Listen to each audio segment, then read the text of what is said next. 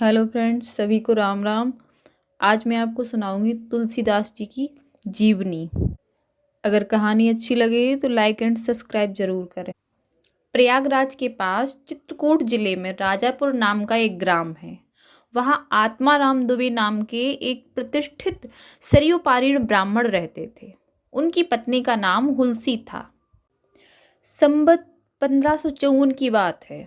श्रावण शुक्ला सप्तमी के दिन अभुक्त मूल नक्षत्र में इन्हीं भाग्यवान दंपत्ति के यहाँ 12 महीने तक गर्भ में रहने के पश्चात गोस्वामी तुलसीदास जी का जन्म हुआ। जन्मते समय बालक तुलसीदास जी रोए नहीं।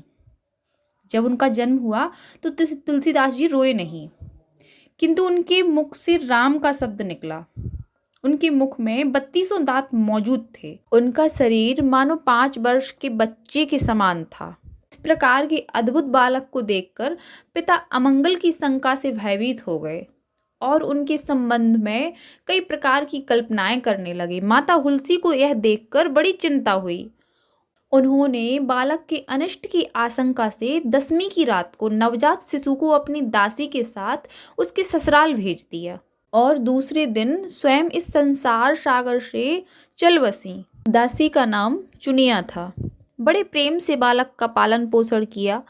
जब तुलसीदास जी लगभग 5.5 वर्ष के हुए तो चुनिया का भी देहांत हो गया। अब तो बालक अनाथ हो गया। वह बार बार भटकने लगा। इस पर जगत जननी पार्वती को उस होनहार बालक पर दया आ गई। वे ब्राह्मणी का भेष धारण करके प्रतिदिन उसके पास जाती और उसे अपने हाथों से भोजन कराती। इधर भगवान शंकर की प्रेरणा से रामशैल पर रहने वाले श्री अनंतानंद जी के प्रिय शिष्य श्री नरहरयानंद जी ने इस बालक को ढूंढ निकाला और उसका नाम रामबोला रखा। वे उसे अयोध्या ले गए और वहां संवत 1561 माघ शुक्ला पक्ष पंचमी शुक्रवार को उसका यज्ञोपवीत संस्कार करवा दिया। बिना सिखाए ही बालक रामबोला ने गायत्री मंत्र का उच्चारण किया, जिसे देखकर सब लोग चकित हो गए। इसके बाद नरहरि स्वामी ने वैष्णवों के 5 संस्कार करके रामबोला को राम मंत्र की दीक्षा दे दी और अयोध्या में ही रहकर उन्हें विद्या अध्ययन कराने लगे। बालक रामबोला की बुद्धि बड़ी प्रखर थी। एक बार गुरु मुख से जो सुन लेते थे वह कंठस्थ हो जाता था। वहां से कुछ दिन बाद गुरु शिष्य दोनों शूकर क्षेत्र सोरों पहुंचे। वहां श्री नरहरि जी ने तुलसीदास को रामचरितमानस सुनाया। कुछ दिन बाद वे काशी चले गए। काशी में शेष सनातन जी के पास रहकर तुलसीदास जी ने 15 वर्ष तक वेद वेदांग का अध्ययन किया। इधर उनकी लोक वासना कुछ जागृत हो उठी। अपने विद्या गुरु से आज्ञा लेकर वे अपनी जन्मभूमि को लौट आए। वहां आकर उन्होंने देखा कि उनका परिवार सब नष्ट हो चुका है। उन्होंने विधि पूर्वक अपने पिता आदि का श्राद्ध किया और वहीं रहकर लोगों को भगवान राम की कथा सुनाने लगे। संवत 1583 ज्येष्ठ शुक्ला 13 गुरुवार को भारद्वाज गोत्र की एक सुंदरी कन्या के साथ उनका विवाह हो गया। वे सुखपूर्वक अपनी नवविवाहिता वधू के साथ रहने लगे। एक बार उनकी स्त्री भाई के साथ अपने मायके चली गई। पीछे पीछे तुलसीदास जी वहां जा पहुंचे। उनकी पत्नी ने इस पर उन्हें बहुत धिक्कारा और कहा कि मेरे इस हाड़ मांस के शरीर में जितनी तुम्हारी आसक्ति है उससे आधी भी यदि भगवान के भजन में होती तो तुम्हारा बेड़ा पार हो गया होता। तुलसीदास जी को ये शब्द लग गए। वे एक क्षण भी नहीं रुके, तुरंत वहां से चले आए। वहां से चलकर तुलसीदास जी प्रयाग जी आए। वहां उन्होंने गृहस्थ भेष का त्याग किया और साधु भेष ग्रहण किया। फिर तीर्थाटन करते हुए काशी पहुंचे। मानसरोवर के पास उन्हें काकभूषण जी के दर्शन हुए। काशी में तुलसीदास जी राम कथा कहने लगे। वहां एक दिन एक प्रेत मिला जिसने उन्हें हनुमान जी का पता बतलाया। हनुमान जी से मिलकर तुलसीदास जी ने उनसे श्री रघुनाथ जी का दर्शन करने की प्रार्थना की। हनुमान जी ने कहा, तुम्हें चित्रकूट में रघुनाथ जी के दर्शन होंगे। इस पर तुलसीदास जी चित्रकूट की ओर चल पड़े। चित्रकूट पहुंचकर रामघाट पर उन्होंने अपना आसन जमाया। एक दिन वे प्रदक्षिणा करने निकले थे। मार्ग में उन्हें श्री रामचंद्र जी के दर्शन हुए। उन्होंने देखा कि वे 2 बड़े ही सुंदर राजकुमार घोड़े पर सवार होकर धनुष बाण लिए जा रहे हैं। तुलसीदास जी उन्हें देखकर मुग्ध हो गए, परंतु उन्हें पहचान ना सके। इसे हनुमान जी ने आकर उन्हें सारा भेद बताया तो वे बड़ा पश्चाताप करने लगे। श्री हनुमान जी ने उन्हें सांत्वना दी, कहा कि प्रातःकाल फिर से दर्शन होंगे। संवत 1607 की मौनी अमावस्या बुधवार के दिन उनके सामने भगवान श्री राम पुनः प्रकट हुए। उन्होंने बालक रूप में तुलसीदास जी से कहा, बाबा हमें चंदन दो। हनुमान जी ने सोचा वे इस बार भी धोखा न खा जाएं, इसलिए उन्होंने तोते का रूप धारण करके यह दोहा कहा, चित्रकूट के घाट पर भई संतन की भीड़, तुलसीदास चंदन घिसे तिलक देत रघुवीर। तुलसीदास जी उस अद्भुत छवि को निहार कर शरीर की सुध बुध भूल गए। भगवान ने अपने हाथ से चंदन लेकर तथा तुलसीदास जी के मस्तक पर लगाया और अंतर ध्यान हो गए। संवत 1628 में ये हनुमान जी की आज्ञा से अयोध्या की ओर चल पड़े। उन दिनों प्रयाग में माघ मेला था।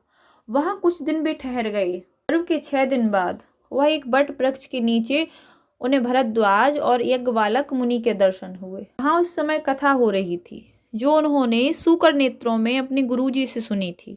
वहां से ये काशी चले गए। वहां प्रहात घाट पर एक ब्राह्मण के घर निवास किया। उनके अंदर कवित्व शक्ति का स्फुरण हुआ। वे संस्कृत में पद रचना करने लगे, परंतु दिन वे दिन जितने पद रचते रात्रि में वे सब लुप्त हो जाते। यह घटना रोज घटती। 8वें दिन तुलसीदास जी को स्वप्न हुआ। भगवान शंकर ने उन्हें आदेश दिया कि तुम अपनी भाषा में काव्य रचना करो। तुलसीदास जी की नींद उचट गई। वे उठकर बैठ गए। उसी समय भगवान शिव और पार्वती उनके सामने प्रकट हुए। दास जी ने उन्हें साष्टांग प्रणाम किया। शिव जी ने कहा, तुम अयोध्या में जाकर रहो और हिंदी में काव्य रचना करो। मेरे आशीर्वाद से तुम्हारी कविता सामवेद के समान फलवती होगी। इतना कहकर गौरी शंकर श्री शिव जी अंतर ध्यान हो गए। दास जी ने उनकी आज्ञा सिरोधार्य कर काशी से अयोध्या लौट आए। संवत 1631 का प्रारंभ हुआ। उस साल रामनवमी के दिन प्रायः वैसा ही योग था जैसा त्रेता युग में राम जन्म के दिन था। उस दिन प्रातःकाल तुलसीदास जी ने श्री रामचरितमानस की रचना प्रारंभ कर दी। 2 वर्ष 7 महीने 26 दिन में ग्रंथ की समाप्ति हुई। संवत 1633 के मार्गशीर्ष शुक्ल पक्ष में राम विवाह के दिन 7 कांड पूर्ण हो गए। इसके बाद भगवान की आज्ञा से तुलसीदास जी काशी चले आए। वहां उन्होंने भगवान विश्वनाथ और माता अन्नपूर्णा को श्री रामचरितमानस सुनाया। रात को पुस्तक श्री विश्वनाथ जी के मंदिर में रख दी गई। सवेरे जब पट खोला गया तो उस पर लिखा हुआ पाया गया, सत्यम शिवम सुंदरम, और नीचे भगवान शिव की सही थी। उस समय उपस्थित लोगों ने सत्यम शिवम सुंदरम की आवाज भी अपने कानों से सुनी थी। इधर पंडितों ने जब यह बात सुनी तो उनके मन में ईर्ष्या उत्पन्न हुई। वे दल बांधकर तुलसीदास जी की निंदा करने लगे और उस पुस्तक को भी नष्ट कर देने का प्रयत्न करने लगे। उन्होंने पुस्तक चुराने के लिए 2 चोर भेजे। चोरों ने जाकर देखा कि तुलसीदास जी की कुटी के आसपास 2 वीर धनुष बाण लिए पहरा दे रहे हैं। वे बड़े ही सुंदर श्याम गौर और वर्ण के थे। उनके दर्शन से चोरों की बुद्धि शुद्ध हो गई। उन्होंने उसी समय चोरी करना छोड़ दिया और भजन में लग गए। तुलसीदास जी ने अपने लिए भगवान को कष्ट हुआ जानकर कुटी का सारा सामान लुटा दिया और पुस्तक अपने मित्र टोरलमल के यहाँ रख दी। इसके बाद उन्होंने एक दूसरी प्रति लिखी। उसी के आधार पर दूसरी प्रतिलिपियां तैयार की जाने लगी। पुस्तक का प्रचार दिनों दिन बढ़ने लगा। इधर पंडितों ने और कई उपाय देखे। श्री मधुसूदन सरस्वती जी को उस पुस्तक को देखने की प्रेरणा दी। श्री मधुसूदन सरस्वती जी ने उसे देखकर बड़ी प्रसन्नता प्रकट की और उस पर यह संपत्ति लिख दी। इस काशी रूपी आनंद वन में तुलसीदास जी चलता फिरता तुलसी का पौधा है। उसकी कविता रूपी मंजरी बड़ी ही सुंदर है, जिस पर राम रूपी भंवरा सदा मड़राता रहता है। पंडितों को इस पर भी संतोष नहीं हुआ। तब पुस्तक की परीक्षा का एक उपाय और सोचा गया। भगवान विश्वनाथ के सामने सबसे ऊपर वेद, उसके नीचे शास्त्र, शास्त्रों के नीचे पुराण और सबके नीचे रामचरितमानस रख दिया गया। मंदिर बंद कर दिया गया। प्रातःकाल जब मंदिर खोला गया तो लोगों ने देखा कि श्री रामचरितमानस वेदों के ऊपर रखा हुआ है। पंडित लोग बड़े लज्जित हुए। उन्होंने श्री तुलसीदास जी से क्षमा मांगी और भक्ति से उनका चरणोदक लिया। तुलसीदास जी अब 80 घाट पर रहने लगे। रात को एक दिन कलयुग मूर्त रूपी धारण करके उनके पास आया और उन्हें त्रास देने लगा। गोस्वामी तुलसीदास जी ने हनुमान जी का ध्यान किया। हनुमान जी ने उन्हें विनय के पद अनेक रचने को कहा। इस पर गोस्वामी तुलसीदास जी ने विनय पत्रिका लिखी और भगवान के चरणों में उसे समर्पित कर दिया। श्री रामचंद्र जी ने उन पर अपने हस्ताक्षर कर दिए और तुलसीदास जी को निर्भय कर दिया। संवत 1680 श्रावण कृष्ण तृतीया शनिवार को अस्सी घाट पर गोस्वामी तुलसीदास जी राम राम कहते हुए अपना शरीर परित्याग कर गए। तो ये थी गोस्वामी तुलसीदास जी की कहानी। अगर अच्छी लगी हो तो लाइक एंड सब्सक्राइब जरूर करें। सभी को राम राम, राधे राधे। हिंदी वालों को शुभ रात्रि, अंग्रेजी वालों को गुड नाइट।